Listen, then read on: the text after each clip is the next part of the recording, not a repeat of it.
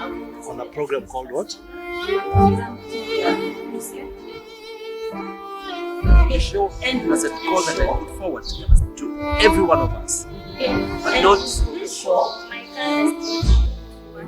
challenge to communication, even the personal items.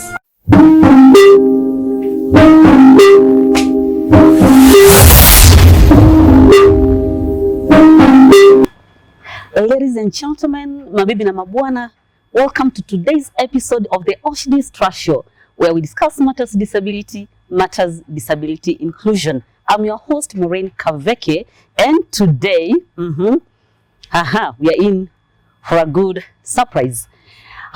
So, as always, we have the Oshdi's Trust founder, Mr. Martin Kilavi. I will ask him to say hello to us. After that, I will introduce our guest to you. Welcome.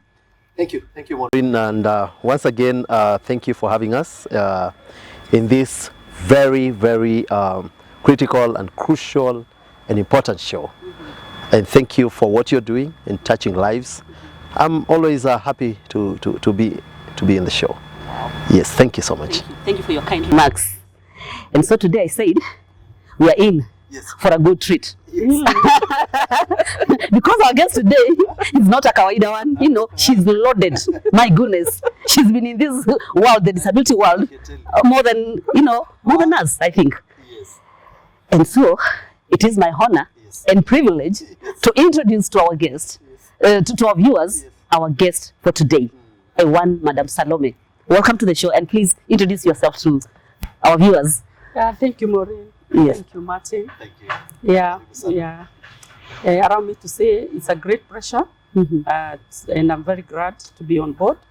I don't take this for opportunity. Yes. I don't take it for granted. Sorry. Yes. I am Salome Kimata. Salome Kimata is a mother of two twin daughters. Wow. Faith and Joy. And Salome is a wife. Wow. Of a gospel musician named Lincoln. And a born again Christian. Yes, I love the Lord because I know what it means to be born again. You can do others because our God is not limited. Yeah. Wow. Yes. What an introduction. A mother to twins. I love twins. A wife. All the way from Kiambu? Kiambu. All the way from Kiambu. Yeah, I'm from Kiambu County. But married in Nyeri. Very Very far. It's up the mountain. Wow. Yeah, that's where I found my lover. Okay. Wow. The love of your life. Yes. Nice to know. Yes. Wow. Yeah. So you do ministry together. Yes. Wow. Together. Yes. We are very honored to have you in this show today. Yeah, he's also a pastor. Yes. He's a man of God. Yes. Wow. What is his name? Lincoln Karaoke. Lincoln. Pastor Lincoln Karaoke. Yeah. Pastor Lincoln Karaoke. We salute you, sir. We salute you, sir. Man Thank of you, God, sir. we salute you. Yes. Yeah. Wow. So in this show, we talk issues to do with disability. And maybe our viewers are wondering, this beautiful lady, we can see her with, to her she looks okay. So unless you tell them, they will not even, know why we are here. Yeah, okay. Yes. Maybe you can describe your condition and why we are here today. Okay. Yes. Yeah. Thank you, Maureen, once again. Yes. Personally, I have a physical impairment. Yes. I was affected by poliomyelitis at age 2. And it was very bad because I was paralyzed for about 1.5 years. Even at age 4, I could not sit. But I thank God I had very caring parents, who really gave me the most needed support, a lot of love, telling me I can make it. So, and of course, I was taken to the hospital, various health facilities. I have also undergone several operations. But my parents were all around, even my siblings. Being the last born in the family, They are also very caring. Oh, family of how many, sorry? 5. 5, okay. Yes. Ah. Yeah. Mm-hmm. Although about 2 years back, we lost our firstborn brother. Sorry So we about are now- that. Yes. Yeah. But I thank God. Yeah, for this far. Yeah. Disability, as I look at it, is a condition. But I keep telling people, let it not be an impediment. Right? Believe in yourself. Right? And there's one thing we normally say, regardless of the level of your disability, there is what we call residual ability. So what do you do with that residual ability? You optimize it. And that is why we are saying, as people with disabilities, all we need is just opportunity, right? And before we are given that opportunity, empower us so that we are able also to shine in our various corners. Yes. So, oh my God, okay. Go on. Yeah, for my parents, I would say, especially my mother, you can imagine having to carry your kids 5 years old on the back and being brought up in the rural setup. But of course, the parents have to go and till the rod. It was a lot of work, and I can tell you, it called for high level of commitment. Because what my mother used to do, and this is a story I got from her, she used to go to the shamba, dig a hole somewhere ahead, so that now as she tills the rod, she could also talk to me rather than leaving me at home. Oh, so you can imagine that commitment and level of support.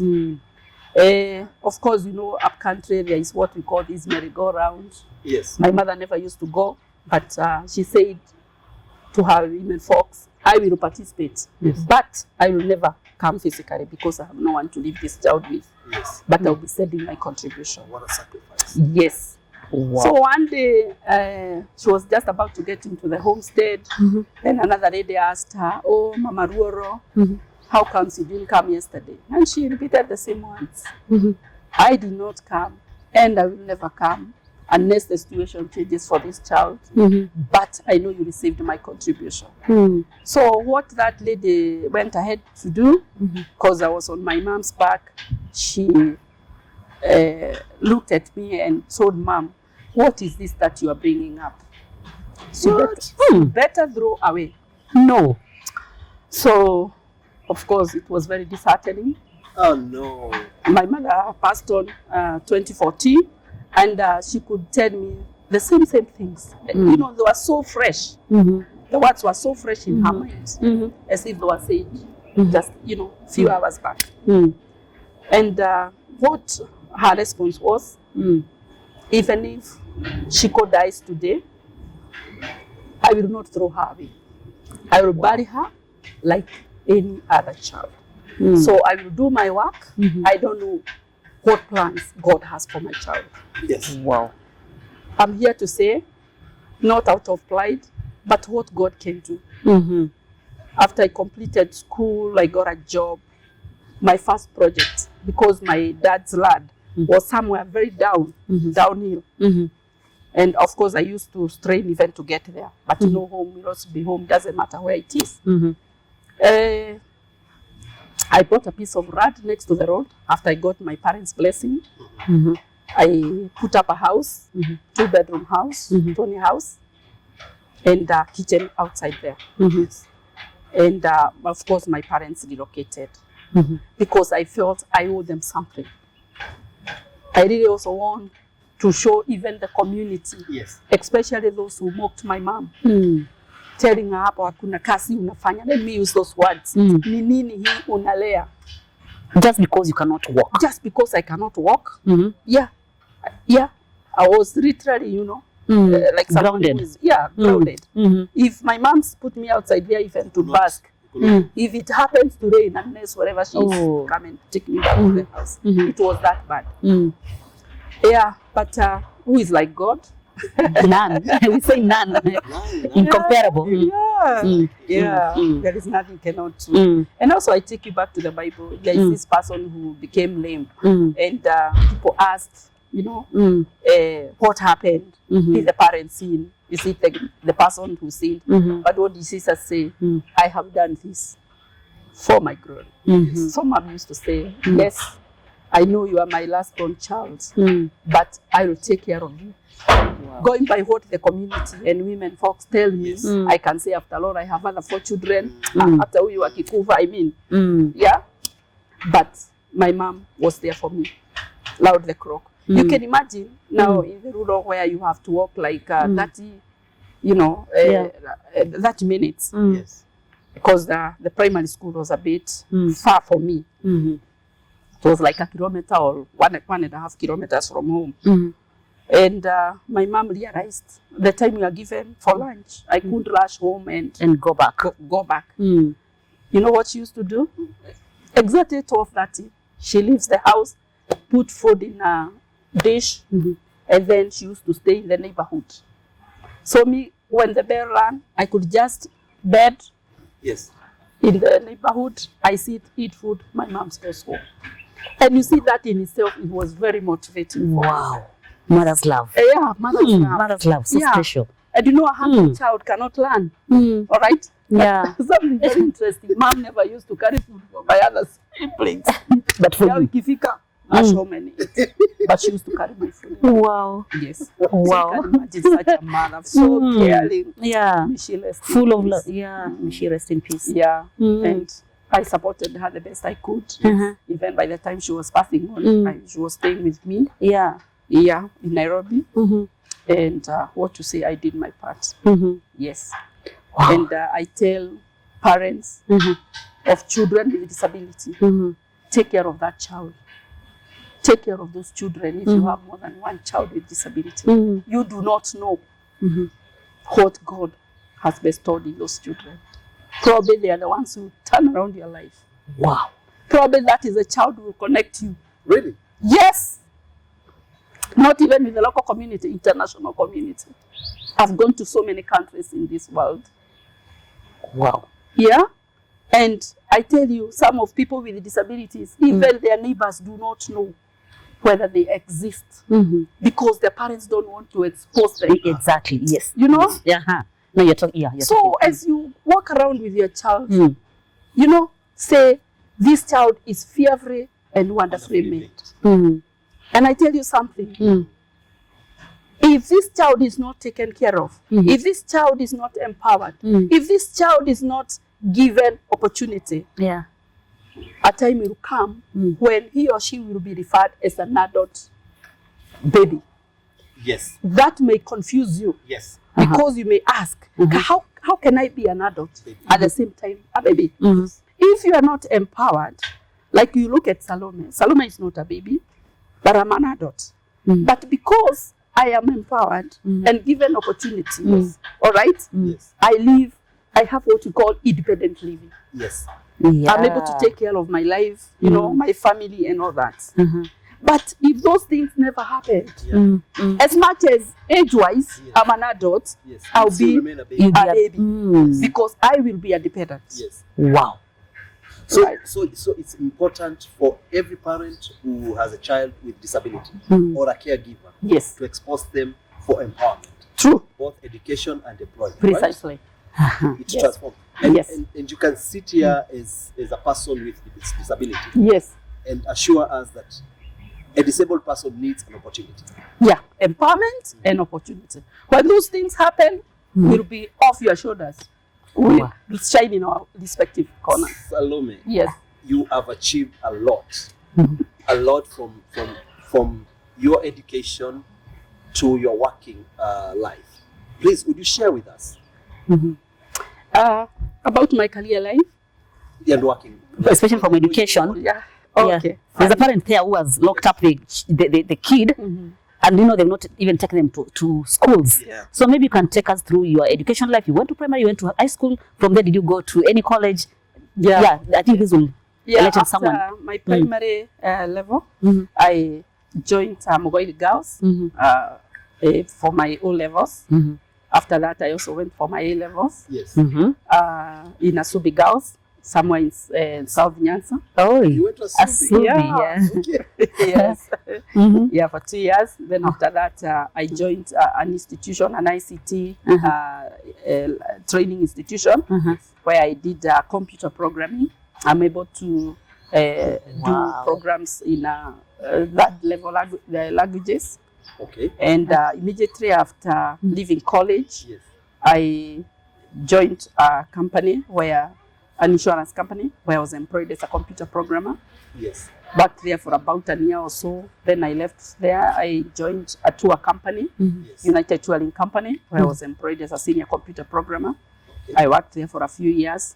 Then later on, I got a job with the umbrella organizations for persons with disability.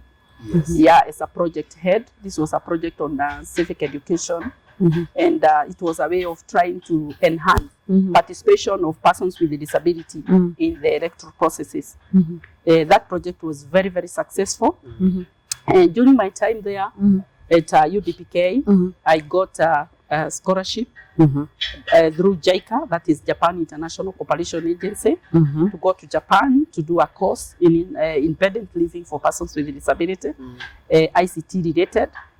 Okay. And I stayed in Japan for a couple of months. Yes.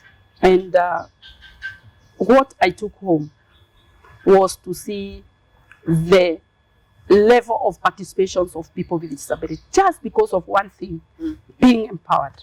Yes. Let me tell you, our senior lecturer was so severely disabled. In Japan? Japan, yes. And he used to have a neck support because, yeah, he could hold the neck. Then, the hands, they had to be tied to the armrest. Feet the same. But up here, he was an intellect. Wow. And he couldn't even feed himself.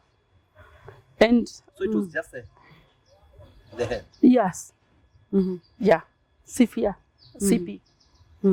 But the guy is sharp.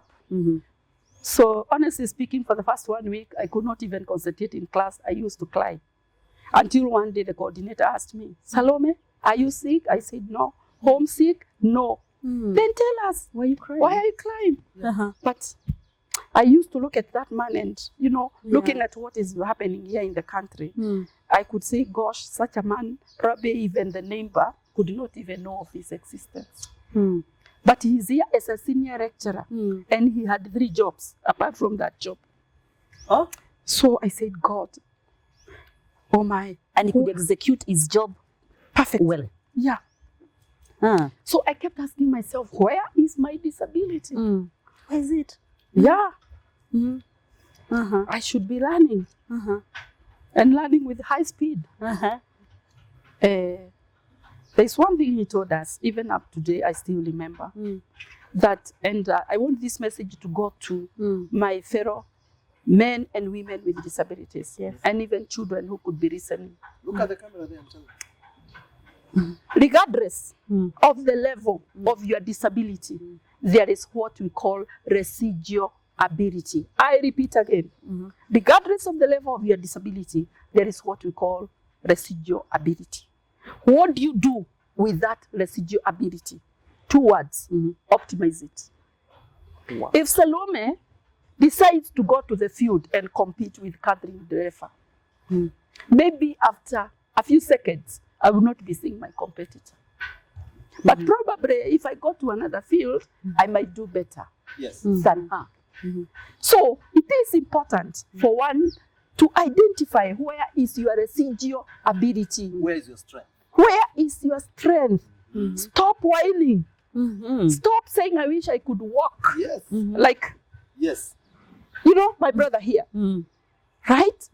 I wish I could walk and swing like Maureen. Unless God does a miracle, that will not happen. Yes. And that is why I keep telling people that this is my walking style. I mean, disability should not be an impediment. Wow. No. And do not allow people to limit you. And when you, even in the working environment, when you ensure that even there are people who are trying to curtail you, to limit you, tell them you'll be like a mushroom. You are buried today with the sand, but tomorrow you sprout. Wow. Do not allow anything or anybody to stop you from where you want or to. Even discourage you. Or discourage you. And something else is, whom do you work with? you know, your association. Do you work with people who tells you things cannot be done? Or so and so tried. Why do you think you'll succeed? Avoid. You know, having or being in the companion of discouragers. Yes. One of the pastors where I have been in the church, Wada Tabernacle Church, Reverend Gabriel Nganga, he told us, top on the list, why people do not realize their destiny. You know, what you want to achieve is your association. Yes. Move with the people who says things can happen. Not that things, try, no, there's nothing like be a go-getter in life. When I left Japan and I came back to Kenya, I said, looking at the prefectures they had there, that it doesn't matter what disability you have, but you can contribute to the development of your nation. I walked into one of the prefectures where they prepare ice cream. And most of the workers there, they are people with intellectual disability. Wow. Yes. So they are queued, depending on the level of your disability and level of your residual ability. The person at the door could only fold that paper once. No, I love this. I love what you But the second person can be able to do it better. By the time it gets there, it is a finished product. Do you think we can achieve that in this country? We can. And guess why this is happening? They have a law that 10% of your employees for any employer must be people or employees with disabilities. If you do not, you are penalized. So for those who are opted not to employ, that money is put in a kitty somewhere. And then those people who have been registered, at the end of the month, there is money that they are given. It's like social protection here. They are supported. So what has most employers opted to do? Why do I have to keep on paying a fine? Why don't I bring Salome there, who is able to do this much? I pay her, and she also contributes to the mandate of that institution. And you realize most of those institutions are profit-oriented. So they'll be contributing. And so you find majority of them, people with disabilities, regardless of what disability you have, they are employed. Maureen, Salome, Honorable Salome, I know that you are a legislator. Yes. Among many other accomplishments that you have done in life. Yeah. You have just told us about Japan. Now let's talk about Kenya. Do you think the same model is applicable here in regard to employment? Let me tell you, my friend Martin, we are not short of registration. We have, especially we have the Disability Act, which was enacted back 2003. And just to talk about employment, it clearly provides that it is a right. And I want to be gotten clear. It's not a privilege. It's a right. It's right to employment for persons with disabilities. All right? So when you cannot give an individual X with a disability a job, and this person has all the relevant skills that you could be looking for as an employer, you must know you have infringed someone's right. Be it private sector or public sector? Yes. It doesn't matter. It doesn't matter. All right? Good knowledge. Yes. Good knowledge. And when I was a registrator, 2013, 2014, that was in Kiabu County Assembly, I brought a statement on the floor of the House. Yes. And I said, I would like to know or to be given a detailed situation analysis. How many people? You know, we have the Assembly that is now charged with coming up with the laws. And then we have the executive. Executive now that's where also the HR function falls. So I needed to know how many people have been employed by the county government. It took a while, but I kept pushing. Me, I'm one person, I'll push until the baby is born. I don't easily. Well, you don't give up easily. Yeah? No. Yeah, but Madam Salome, I think it is, and even right now it stands, it is a government's directive that companies or employers employ 10% of PWDs.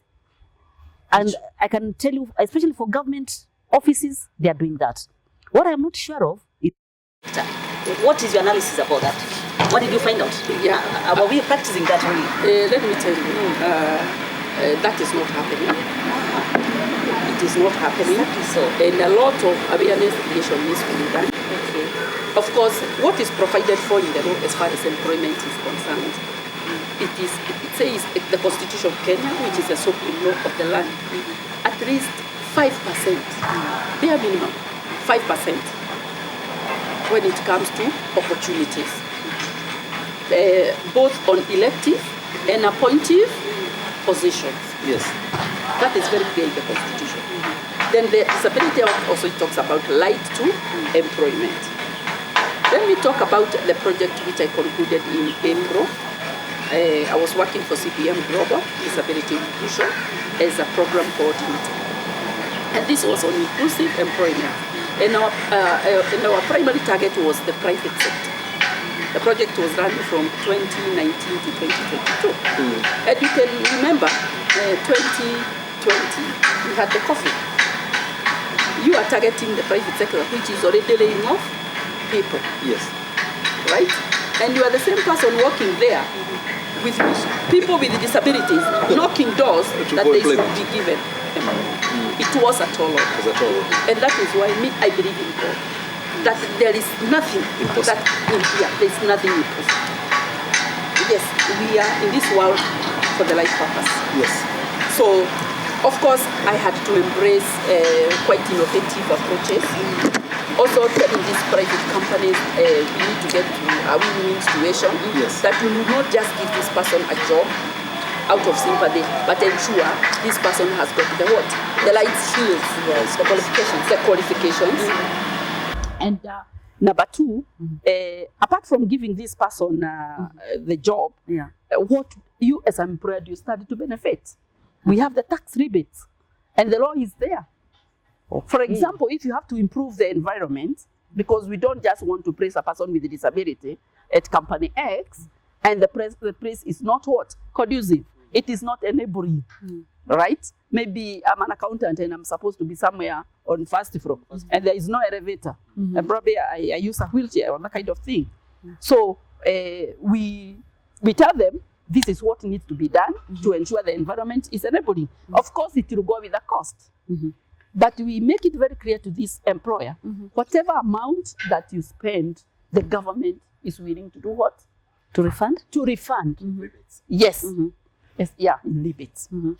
And let me tell you, that project, we had a target of 500 people to be employed. Yes. At the close of the project, we had even surpassed the targets, both in the private and the public institutions. Wow. Yeah, we had about... Beyond yes, 500. We had 782. So 782.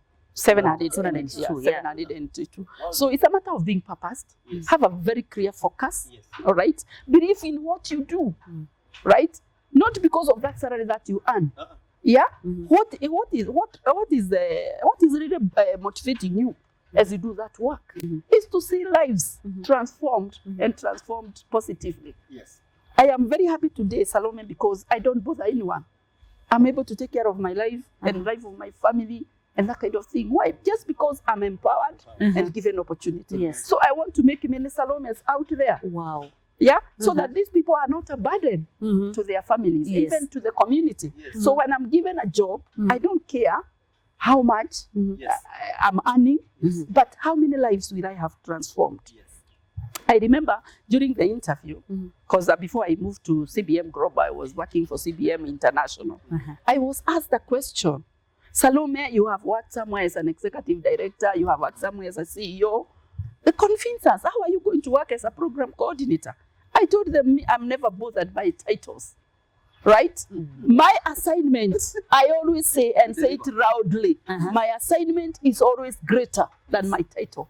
I don't care what, I don't care what you call me. I didn't apply this job because it was for a program coordinator. I looked at what is the assignment, right? Yeah, and that's it. And I realized I have a strength in this. I can touch life. Are we together? Yes. Yeah, and then after now I left United Disabled Persons of Kenya, and of course gone to Japan and came back to the country. I asked myself, what is this that I can do to touch lives?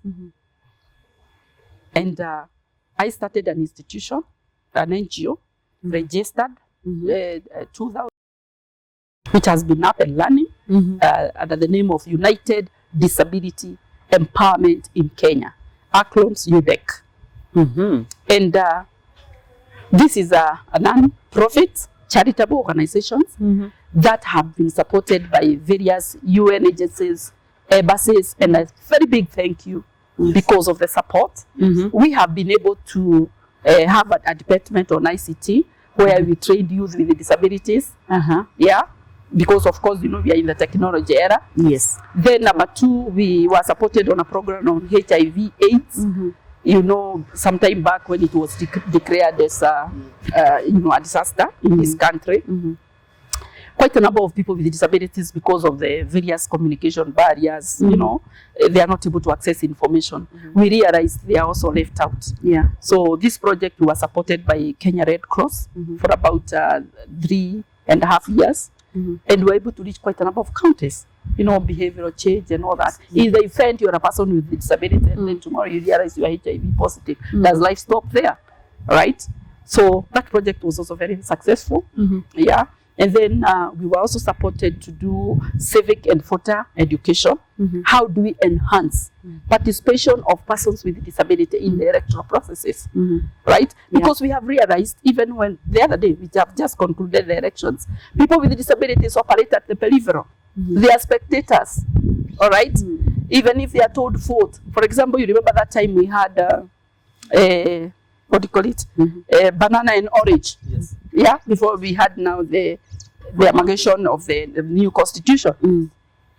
People with disabilities could not be able to decide from point of information whether to say yes or no. But then I approached some development partners and I told them, please support us on this, because we want people with disability to make decisions from an informed position. Yes. UNDP supported us from a basket, they were calling it Limit, that is like-minded donors. And I tell you, so many people voted, you know, and at the same time, some fired, right? Others got nominations, you know, which are very nice thing. Yes. All right? Why? Because they also realized, apart from me voting, I can also be voted for. Yes. And I'm telling you, from UDEC, we were able to have 4 MCAs, members of county assembly. Yes. Wow. A great achievement. And still also quite a number of people are employed by the government, because they also used to reach out to the public sector and tell them, yes, we have whatever it takes. You can employ us to reduce dependency syndrome. Because when you empower that person with disability in a family X, you also break the poverty cycle. Oh, yes. Yes. And you know, it just happens that majority of people with disabilities, they come from very poor families. And also it's important to know disability and poverty are intertwined. Either causes the other. And the same people are the ones you are saying, oh my God. And I'm saying this because it was really a challenge when I was in Kiabu County Assembly, where people think that we just live an ordinary life. I want to say to those listening to me, people with disabilities, we are not special, but we have special needs. I tried to lobby when I was in the County Assembly of Kiambu, because of course, you know, bursary is given. But if you look at this child who has to go to a special learning institution, when you give this kid 2,000 shillings, 2 issues come up. Issue of retention and completion. Because this mama or this parent, this caregiver will take that check for 2,000. Then after a week or so, you are being told, hi, come and pick your child. Because you didn't pay school fees. And you see, this one now has also contributed to high illiteracy levels. Not because we don't have the brains, but we don't have the opportunity. So I lobbied. And of course, you know, my colleagues joking around that Salome, a child is a child. But I said no. But at the end of the day, of course, the assembly, they allocated 12 million. And I said thank you, which was being given, you know, every month. Actually, the following year, they allocated 14 million. By the time I was leaving, they had allocated 15 million. Wow. And I was happy. And I saw so many children with disability being able to access education. And I used to receive calls from their caregivers. Oh, Salome, I've never been supported by the government. Now my kid is in school. Of course, you know, when I hear that, I used to sleep like a baby. And I'm, yes, you know, this is preparing us. And when I was doing this project on inclusive employment with CBM Global, I realized when a job is advertised, of course, you know, there are those qualifications, they look on the prerequisites and all that. And you find the majority of people with disabilities are not applying because there is already a skill gap. How do we feel that? It's a matter of people, you know, being able to be enrolled in various learning institutions so that we also have whatever it takes. Maureen, I can compete with you. I can also compete with my brother here. But unless I am skilled, oh my, there's a job, I can't apply. I just read. Maybe the first one I say it's a knockout and forget. But I say, being empowered, being given opportunity, we can have what we call independent living. Yes. Wow, you're such a blessing to this program today. Because you know why I'm quiet? It's because this is what we've been advocating for in this program. All the episodes, if you watch, this is what we've been telling people, that we need to bring these children and these people outside there to be exposed, to be taken to school just like another person, you know, to give them opportunities, job opportunities, you know, a skill here and there. Because as you've said, once we do that, we empower them, and they become less and less dependent. I agree. We want them to be independent like you. Look at you right now. And you know, educated, working, you know, big jobs that even some of us have never even gotten. A lot of achievement. Yes. Thank just you. because they were given an opportunity. Just because your mom did not give up. Just because your mom, you know, did not listen to the negative sentiments. Yes, to the negative voices. I agree with you. Because I'm telling you, Madam Salome, so many parents, I'm telling you, till now, have locked up their children. Yes. I saw another one just the other day, another one which was going viral. A dad lynching. You saw that? Beating up the child like I don't know what. You cannot even beat a dog like that. You cannot. And Maureen, I think it's about acceptance. Yes. Both the caregiver as well. They must accept this person the way her mother accepted. Yes. Because I still believe that once you accept your child the way they came, it's easy to flow with them. But if you continue, if parents continue resisting, then we'll find this kind of mix-up and children being beaten and denied opportunity. There are two aspects to that. One, the caregivers. Right? Some, they do not really understand. Yes. You see, you just see a kid and okay, they say they are not behaving normally and that kind of thing. They are confused. They don't even know what to do with these kids.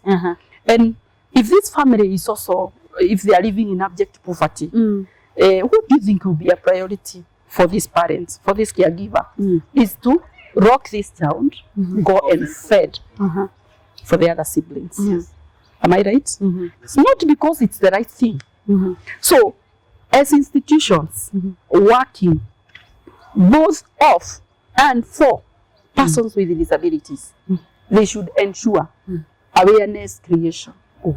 Is done. Let people get to understand, what are some of these issues that face these children? What does the law provide for? Their right to education, right to what? All these many other things. So that when you find yourself in such a scenario, in such situation, at least you know best what you need to do, where, for that issue to be addressed. The other day, I was doing some research, assignment I was given by the government. And in one of the forums somewhere in Kajiado, one of the participants was a girl with physical impairment in a wheelchair. And she raised up her hand. And she said, Madam Salome, I have not been in school for the last 1.5 years. And I asked her why. She said she was told that her wheelchair is disturbing other girls in class. So the principal of that school chased that girl home. Hey, this is happening in this country. Yes. Yeah, it's unfortunate. Like, yeah, it's like a 7. It's like a 7 years back. 7 or 8 years back. So of course, after I finished up with the business that had taken me there, I decided to pick that and follow it up. So I went up to that school, and of course I had the details of the student, and I needed to get to know why that kid is out of class. And then the principal told me, you know, things that could not add up. So I decided now to guide the discussion. So I asked her, is it because of lack of school fees? She said no. Is it issue of this, you know, discipline? Said no. Then what? She kept quiet. Then I told her, I have this information. Yeah, I just want you to tell me whether it's a situation or not. That you chased out this girl from class because of this. He said, kind of. So she said, kind of. I said, okay. Now, so that I don't waste much of your time, I had the act, the Disability Act. I told her, just read one sentence. I mean, one clause. Here, it says it's a right for this child to access education. Wow. Do you know you have infringed her right? So, Madam Principal, I'm only giving you a choice to choose from. Either you enroll this kid back, or you face the law. And then she asked me, hey, where do you work from? I told her I'm a Kenyan. Yeah, I'm a Kenyan to advocate for the rights of others. Yes, and I told her, I want you to watch me as I walk to the parking where I had parked. I am what I am today because I was not denied, or my rights were not infringed. I was able to access education. I was able to get a job. All right? True. I got a call from the mother because the lady called and told me, I'm mother so and so. There's a school van that has come, and my kid has been picked and taken to school. Good report. Today, that lady, she's a lawyer. Yes. The one who had been chased? Yes. She's a lawyer. My goodness. What am I saying? Wow. Looking at that area, it's like a pastoralist community. This girl, she would have ended up in the street or in the next nearby shopping center to beg. She cannot till the land. She cannot take care of the cows. You know all this. But today she's a lawyer. And it doesn't matter. Maureen, if you find yourself on the wrong side of the road, she will say, with the powers, rest on her. You will not see the wheelchair. Yes. You know what I'm saying? Yes. You will not see the wheelchair. Yes. So I'm happy. Wow. Good job. Those are just some of the Wow. cases Wow. I have come, you know, interacted with. Yes. And I'm happy. And I say here, roundly, I'm one person who gave a lot of satisfaction when I transform a life. Wow. You are talking like an Oshidi's. I call them staff or I don't know what. We always say, if you can only change one life, Yes. our day is done. Our day is complete. It's not all about Mission is done. Yeah, Asara. We have so much in common, Madam Salome. So much in common. You know? Yeah. You know, that satisfaction, that joy that comes with, you know, transforming someone's life. You know, someone who's given hope. Yes. Given up on hope. You give them some hope. You know, even talking to them, you know, telling them some positive things. Because we are so tired of being told negative things. You can't do this. You can't amount to nothing. You can't do this. And we don't want to hear that. You're right. In fact, there was a time I participated in a radio show, Newsline. Yeah. And then also KTN. And there is one lady from Molango. I don't want to mention about the name. Yes. And she had me, and she was like, "Hey, is that lady in the studio? Does she have a disability?" And then the interviewer said, "Yes. Would you mind she shares her number?" Said, "Why not?" So, but later in the evening, the lady called me. It's me who does your number, nini. And then, of course, I followed. She said she has a physical impairment. Actually, her right leg. Okay, it's bent kidogo. So as she walks, it faces backward. And she had already done a note because she was feeling very stigmatized. And she's a graduate teacher. She had even done a suicidal note. She had planned to travel to Mombasa and throw herself into the ocean. She had given up. She had given up. And mind you, she's a graduate teacher. all right? But just because of stigma, you know. Yeah. So I invited her to my home. Actually, she stayed there for about 3 days. And I took her through, several verses in the Bible, you are not an accident. You are fear-free and wonder-free made. You are even so privileged that at least you got an opportunity to go to school. Yeah. You have a job. All this. Oh my. We became very good friends. And that was a turnaround. Wow. So people just need to be motivated. Yeah. And not only within the disability sector, even out there. Even in our normal lives. Yeah. Right? Look at these caregivers. Parents with children with disability. I have interacted with quite a number. Families have broken. Yeah?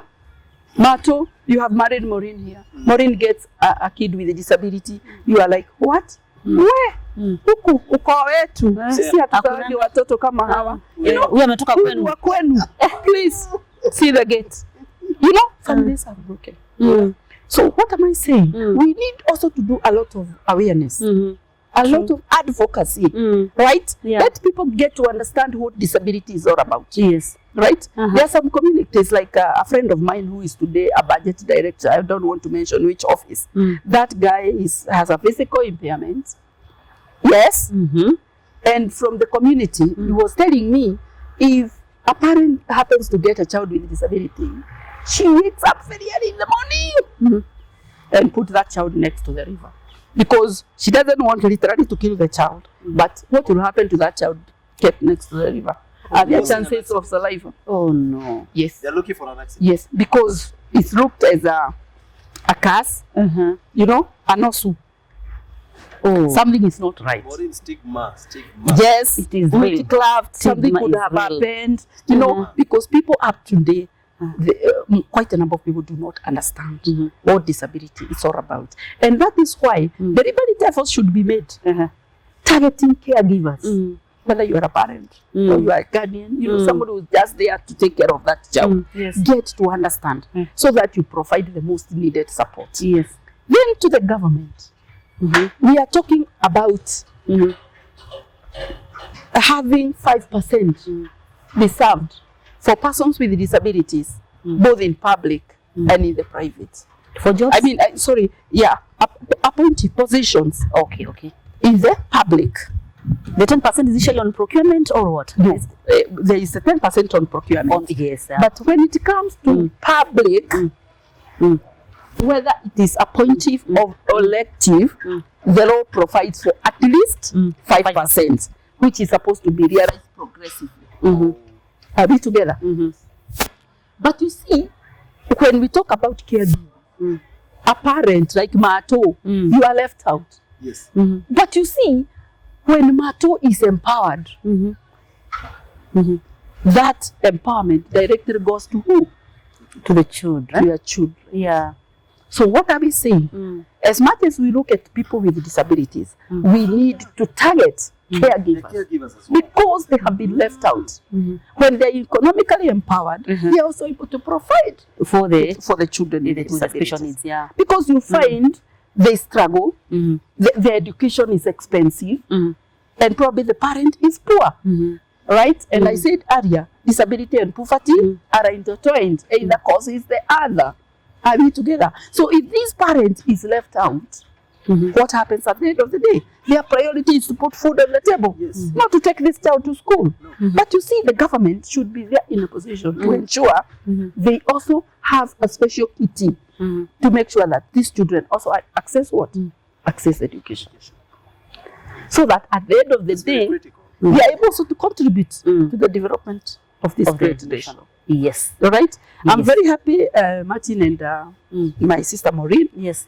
Because you see, for the concluded elections, when people are being sworn in, I saw quite a number of registrators with disability. Some elected, you go for competitive politics, elected, and Yeah. I salute Wanyonyi, my good friend. Yes. Yeah, the one to get into the show. Yeah, the one of Westland, MP of Westland.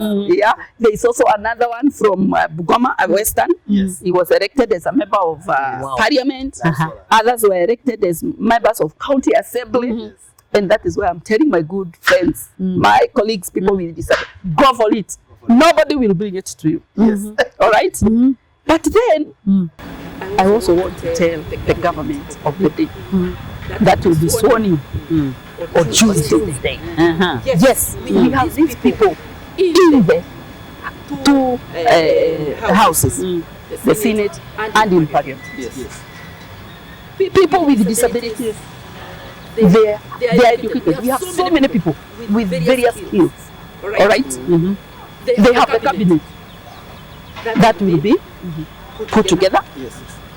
They have CAS, these chief administrative secretaries. They have positions for PSs. They have the parastatals. Yes. We want to hear or see many of us, because we have the capacities, we have whatever it takes. The qualifications, Right. the education. Opportunity. Yes, They are not given opportunity. that is what I'm saying. So we are making a humble request. Can we be given opportunity? As when those appointments are being made, right? Are you saying in this country we don't have a person with disability who can be a CS, who cannot be a PS, Many of them. CAS, Many and of those, them. you know, heads of parastatals? What are you saying, good people? Empower us. Yeah. When you don't empower us, we'll be forever on your shoulders. Hallelujah. So you had better do that. A good way to go for a short break, Madam Salome. Thank you. Wow, you are a fighter, I'm telling you. And so, ladies and gentlemen, I want to say a very big thank you to the management and staff of Sundowner Hotel in Green Park Estates for allowing us this chance to have this show here. Yes. And so, guys, we're going for a short break. We'll be right back. On a program called what? The show has a goal that I put forward to every one of us. But not challenge children with education. Even the personal items.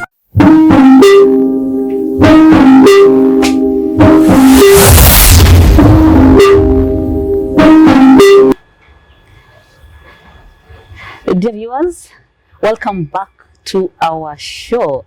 And we said our guest today is loaded. Once a mheshimiwa, always a mheshimiwa. Yeah. Apparently, she was a member of the County Assembly, Kiambu. Yeah. Kiambu Imagine. County. Yes. Yeah, 2013, 2017. Yeah, from 2013 to 2017. What are we saying? Even with disability, you can achieve whatever you want to achieve in this life. She's a perfect example. Look at her. So learned, so educated, Honorable Salome. taking these big jobs, being a mheshimiwa. Here she is. And delivering, performing. Oh yes. Thank you. You're such an inspiration. Trying in my small way. Yeah, you're such an inspiration, madam. Yeah, an achiever. Yes. Really. Defying all odds that come with disability Thank you. and making it and even surpassing the I strongly believe we can do things differently. Yes. Yeah, just like earlier what I had said. Uh-huh. Yeah. Wow. If maybe that is your way of doing things and I can do it at the end of the day, you know, we achieve the same thing. That's the spirit. Yes. Yeah. And now people are seeing this beautiful story. You know, this Madam Salome was achieved so much in life, according to me. Yeah. And they're wondering, has the journey been that smooth? Maybe you can throw one word or two about the challenges that you've encountered as Salome. Because for you to reach there, to have reached there, Was it so smooth? yeah, was it? No, of course not. All these rules? Yeah, no. Yeah, it's not. It has not been a walk in the park. Take us through. Yeah, The challenges. Before I tell you about the challenges, Yes. I have been recognized, received several recognitions, both from the government and the private sector.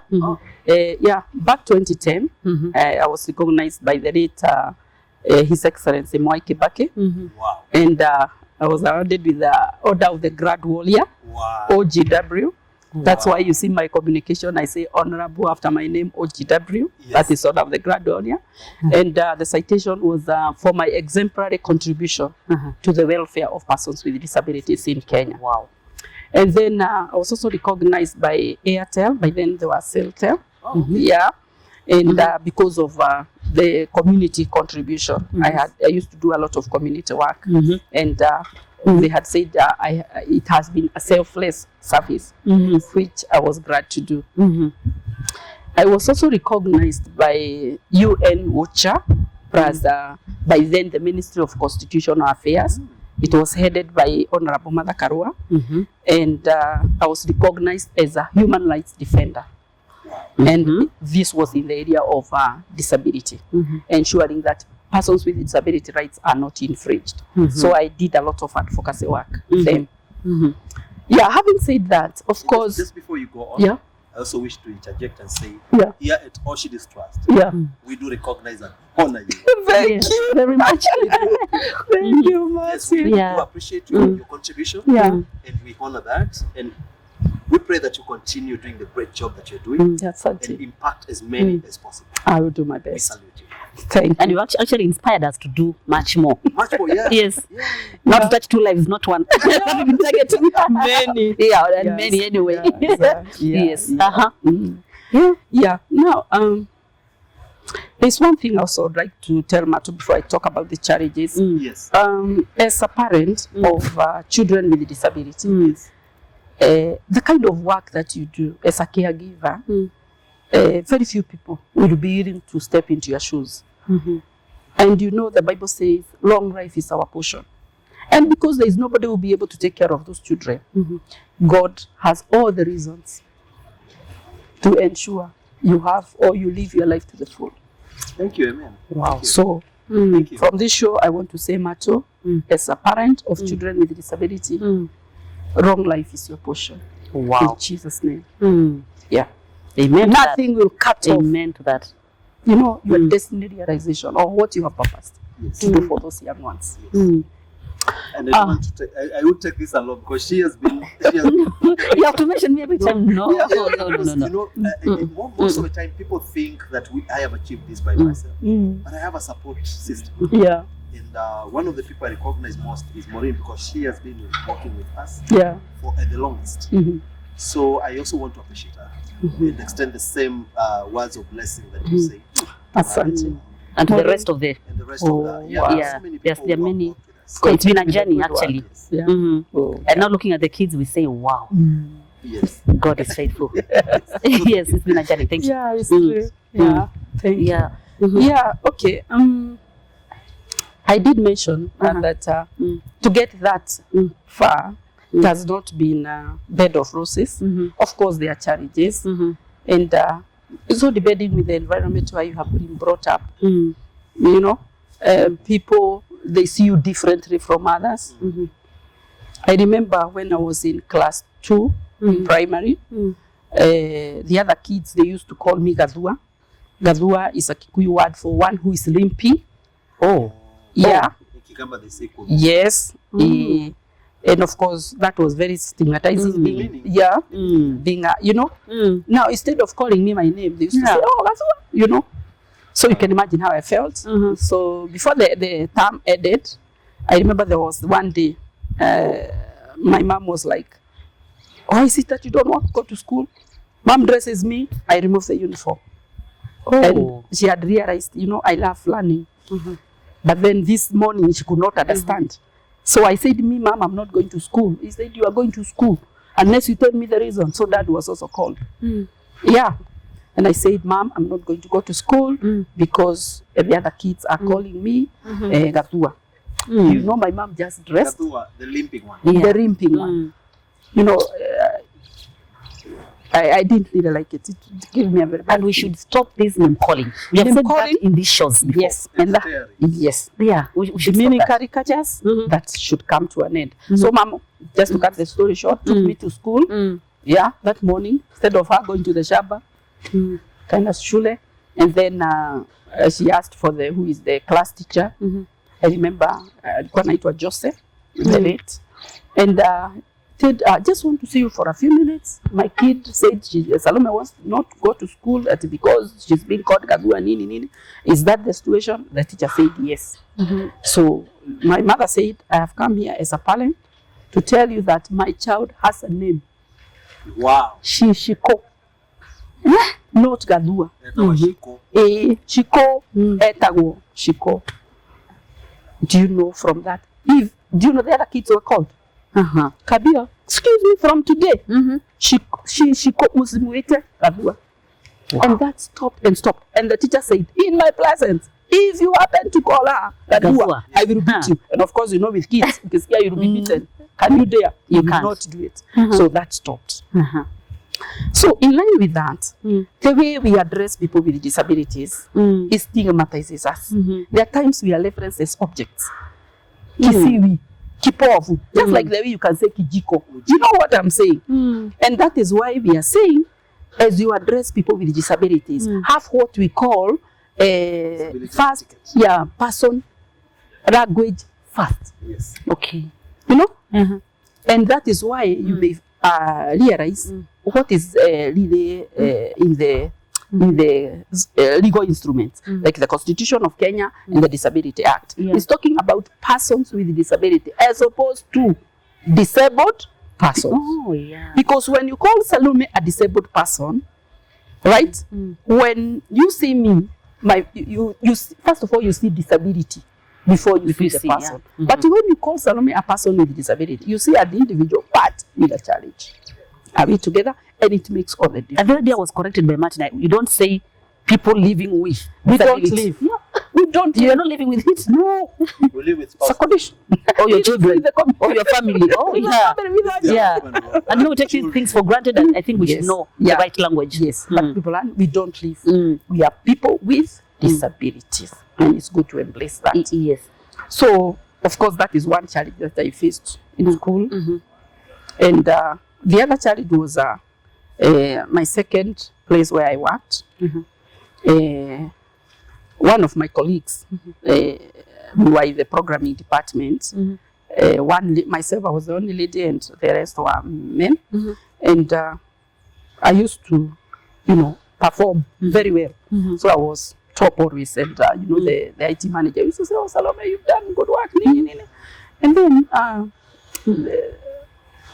then one of my colleagues, an Asian guy, he told one morning he came and told me, "Oh, what Mr. So and so, now the boss? Yeah, how can Kaveke be outshining us?" Of course, you can imagine how I felt. Oh no. Yeah. And I said, okay. It disturbed me for a couple of days, 2-3 days, but I said no.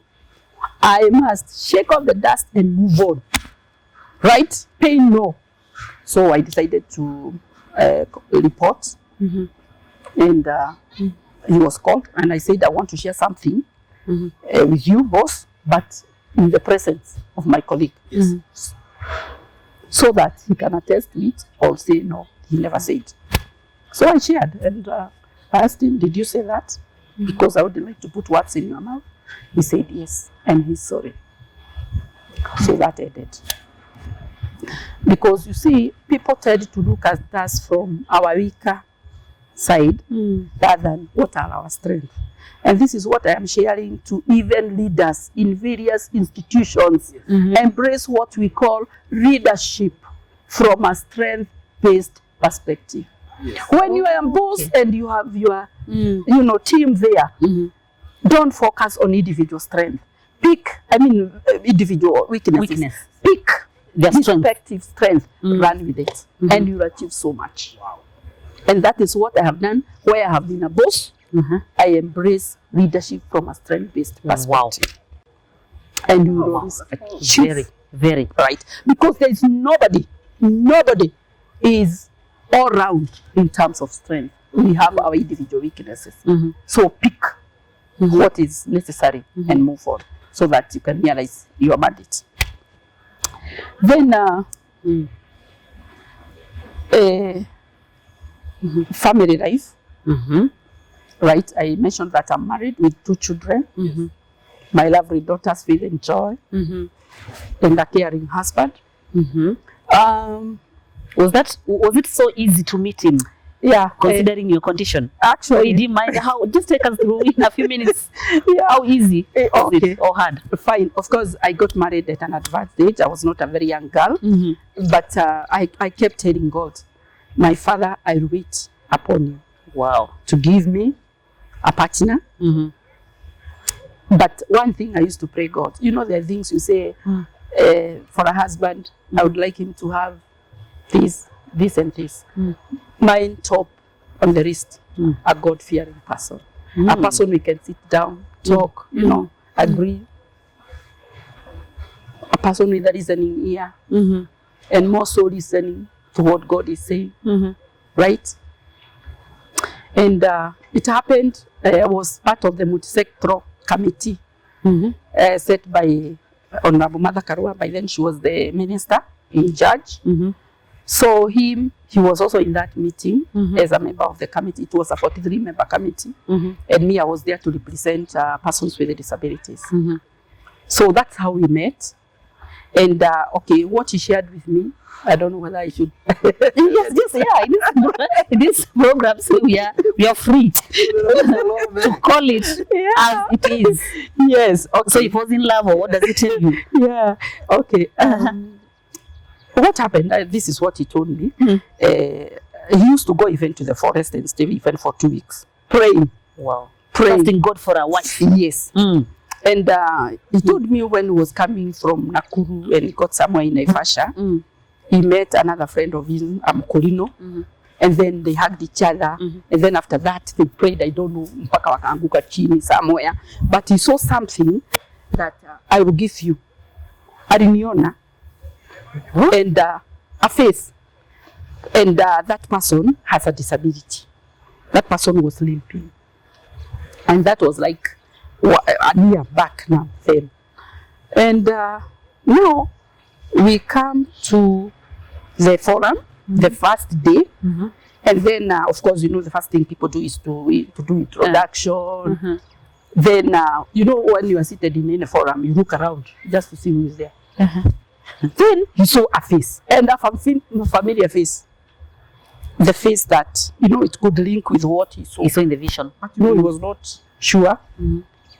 So now when the introductions were being done, he was very keen to listen. And then because there was the aspect of disability, because you were being told, say your name, the institution you work for, you know, and the position. So I said, Salome Anjiko Kimata. I work for Disabled Persons of Kenya. Sasa kusikia now the institution. Akasema now chances are this person could also be having a disability. Sasa hiyo sasa hapo ilimgonga. How God works. You know, now I'm seated, he couldn't tell whether I have a disability or not. So now he was waiting for 10 o'clock tea. I want to kisimama. Hey, this girl was determined. Now the girl is sleeping. You know what? Wow. So that's how we met. Okay. And then he started throwing me up. He started dating. Allah? Yes. So it is possible. Yes. To date. Yeah. To get married and have a family, just like another person. Very true, but I asked him, despite your disability. Yes, that's what I wanted to say. I needed to find out what attracted him. He told me, guess what? He told me, darling, what I was looking for, not many things, just an encourager in life. Someone who can tell me things can be done. So that is how we met. And after, you know, sometime the parents also came home, you know, this Maureen and all that. Yeah, and you had your wedding? No, we have not wedded. Okay. And then we settled. Tulifanya ile inaitwa Kikuyu. Traditional wedding. It's also allowed anyway. Traditional wedding. Yes. Yeah, we came to our home twice. And then after that we settled. Wow. And so far so good. Of course, you know, you cannot say you smile every day because, I mean, we come from different backgrounds. But what I'm happy about is at the end of the day, we always agree. To agree. Wow. Yeah, on matters of the family. And you are happy. Yeah. But I remember one of my cousins, when we had that now my in-laws were coming home, he asked, Ati Shiko getting married by who? How? So the guy, you know, there are about 7 rivers you goes up to where now mom comes from. The guy came just to see who is this man marrying Shiko. Who is disabled? Yeah, because people are like, I mean, unless this man has other interests. But you see, we have right to find families. And that is why I want to tell even to parents, right? When you realize that your son has a disability, now happens to meet another girl there. Oh, Mr. Nawe too. How comes you couldn't get a guy without disability? Yes. She needs a family, and you know, because they love each other, let them go ahead. Because if it was the other way around, you now the parent with this boy with a disability, right, and gets a beautiful girl, you will say, oh, at least it's good someone to help him. You know what I'm saying? So look at it from both sides, and bear in mind that we have a right to find families. Yeah. Wow. Yes. Wow. Right. Madam Salome, I mentioned that you are very nicely learned or educated, and I know my viewers are wondering, you told us that, but we didn't hear that part. In a second, tell us what you've majored in, your degree and your, because I understand that you also have a master's. Yes. Yes. Yeah, I have a Bachelor of Arts in Public Administration and Governance. Wow. And then I've also an Executive Master's in Business Administration and a Postgraduate Diploma also in Business Administration. Yes. That is what I have majored in. Wow. And I also would like to talk to parents of children with disabilities. And especially if you are a mother with a disability, a parent with a disability, show your children there is nothing wrong with you. Live a normal life. Yes. Don't let your children see as if you know, you don't match, you know, give them the best that you can afford. I saw another case where the girl was saying, Mom, don't come to visit me in school because the mother has a disability. All right. Yes, she's ashamed. Yeah. Explain your children that what disability is all about. The other day, I went to visit my kids in school, and one of the twin daughters was asked, "Oh, I saw your mother has a broken leg." And then my daughter said, "No, my mother doesn't have a broken leg. She has a disability." And she has a disability and she's driving. Yeah, because she's empowered. Wow. Let me tell you. I'm taking you out for lunch. That's so nice. That pizza. Where? I said yes. You also felt nice. Yes. Because you know, she understands. She understands. Yeah. My mother is empowered. Disability, I mean. Yeah. What has disability limited our mom to do for us? Yeah. You know? Yes. So let's train your parents to talk to the children. Let them understand. So they accept. If you are a parent or a caregiver with disability. Yes. Let them get to understand what disability is all about. There's nothing wrong with us. Yes. Wow. What I was asking about your education background is to encourage someone who is watching us. Yes. Out there. At least they'll be able to know that despite the disability, you can go to school, achieve the highest level you want to achieve. I mean, master's is not a very small thing, yes. So yes, you've done so well from degree to master's to post diploma, isn't it? Yeah. Yes. So it is. You can do it. You can make it. You can get that degree. You can get that master's. Yes. Yeah. And get that good job, and get that nice family, and change your life. And change lives. Yes. Yeah. Wow. I agree with you. Apparently, we can talk and talk and talk even for 3 hours, and your stories are so inspiring. I mean, you know, the ear is, you know, inclined to hear more and more from you. Such a good storyteller, if I can say, or, you know, inspirational, motivational speaker. So I can listen to you more and more and more. But again, our time is up. Folks, what do you have to say? I mean, she has wrapped this program so well. I don't want to add anything. Means to say thank you very much. Most welcome. For creating time to be with us today. Asante. I can tell you for free, I am so inspired to do even much more. Thank you. Yes, you're such an inspiration, not only to us, but to our viewers out there. And we have learned a lot. We are inspired. Thank you very much, and continue doing the good job that you're doing. Because you have heard it for yourselves. Honorable Salome has said it all. If you go by our words and our advice, I am telling you, you will conquer. You will conquer any obstacle, disability or otherwise. You'll be able to conquer. Thank you very much for your time and for watching and for supporting us and for always watching these shows. Right now, we are at 590 subscription, 590 subscribers. How about we make it 600 by the end of this week? Only 10 people. Because I'm sure most of you are watching but not subscribing. If you can go to 600, then next week we'll give ourselves another target and another one. You'll be doing us you'll be doing this show justice. And for those who have been asking, how do you get your guests? How can I share my story? Our lines are open. Reach us through these numbers. You can write to us, you can SMS, you can call. This program is open to anyone who is willing to come and share their stories. It is open. Do not be left out. Call these numbers and we'll be glad to have you in our shows. Thank you very much. See you next week with more stories. Bye-bye. Bye. Bye. On a program called what? A show and as a call that I put forward to every one of us, but not Challenge social communication. Even the personal items